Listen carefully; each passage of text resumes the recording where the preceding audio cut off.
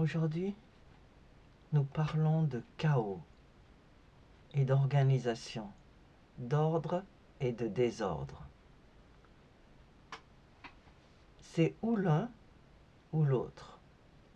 Et il n'y a pas de compromis entre les deux. La définition du Larousse, c'est que le chaos désigne une confusion générale d'éléments, de choses, d'idées, un désordre total, une absence d'organisation, pouvant évoquer la destruction ou une situation imprévisible. Il se réfère aussi à la confusion originelle de la matière avant la formation du monde. Voilà. Alors, que dit Dieu? Dieu nous dit dans sa parole au chapitre 1 de la Genèse qu'au commencement, il a créé le ciel et la terre. Et il n'y a que le ciel et la terre. La terre à l'époque était informe et vide. Informe, c'est-à-dire sans forme. On ne savait pas où était le ciel, où était la terre, où était telle ou telle chose. C'était un magma. Les ténèbres couvraient l'abîme et l'Esprit de Dieu planait au-dessus des eaux. Dieu a créé. Et quand il a créé, il était là tout entier. Dieu, le Père, le Créateur. L'Esprit de Dieu qui planait au-dessus des eaux comme un oiseau. Et la parole, Jésus, qui était là pour tout organiser. Et Dieu dit que la lumière soit et la lumière fut. Dieu vit que la lumière était bonne et il sépara la lumière des ténèbres. Il appela la lumière jour et les ténèbres nuit. Il y eut un soir, il y eut un matin, ce fut le premier jour.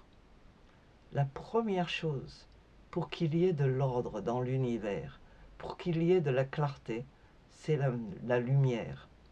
Et Dieu, qui est lumière lui-même, a placé sa présence, la lumière, pour mettre de l'ordre dans l'univers. Ensuite, Dieu a dit qu'il y ait une étendue entre les eaux pour les séparer. Dieu fit l'étendue.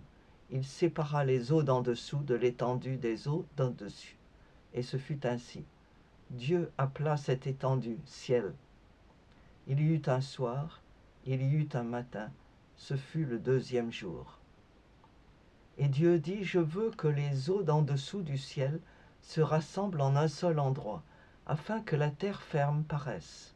Et ce fut ainsi. Dieu appela terre la terre ferme, et mer l'amas des eaux. Et Dieu vit que cela était bon. Ce que nous voyons ici, c'est la séparation entre une chose et l'autre. De la même manière que quand vous sortez de chez vous, vous sortez dans la rue. Et entre les deux, il y a la porte. La rue n'est pas la maison n'est pas la rue. Dieu a créé une séparation entre la mer et la terre, entre le jour et la nuit. Dieu est à l'origine de l'ordre, de la clarté, de la distinction entre un endroit et l'autre, entre une chose et l'autre. C'est Dieu qui amène l'ordre sur la terre et dans notre univers. Rejeter Dieu, c'est rejeter l'ordre. Nous le voyons tous les jours. La terre aujourd'hui est pleine de désordre. Et je vous invite à rappeler celui qui a créé l'ordre pour qu'il y ait non seulement autour de vous, dans votre environnement, mais également en vous, l'ordre et la clarté. Et tout ça se fait comment? Il y eut un soir, il y eut un matin, et Dieu vit que cela était bon. Il y eut un soir, il y eut un matin, et Dieu vit que cela était bon. Et cela s'est fait dans le temps. Dieu a créé le temps. Il a apporté la nuit et la journée, le soleil, la lune et les étoiles pour marquer le temps. C'était la naissance de l'ordre et de la clarté.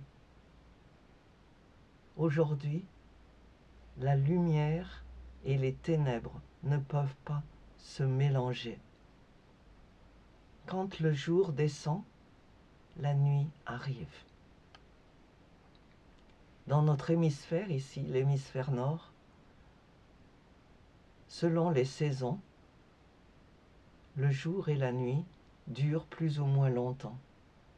Mais ces temps sont gravés dans le plan de Dieu et les saisons continuent à se succéder selon un rythme préétabli. Quelquefois, par exemple en Europe, le crépuscule s'étend sur un certain temps. Au Nigeria et en Afrique de l'Ouest, près de la côte, nous voyons que le crépuscule va et vient de manière très rapide, entre 20 et 30 minutes, et c'est la nuit. Entre 20 et 30 minutes, c'est le jour. Mais le jour et la nuit se succèdent, se sont toujours succédés. Il y a un plan, il y a un rythme, il y a un ordre dans la nature que je vous invite à considérer et à ne pas oublier.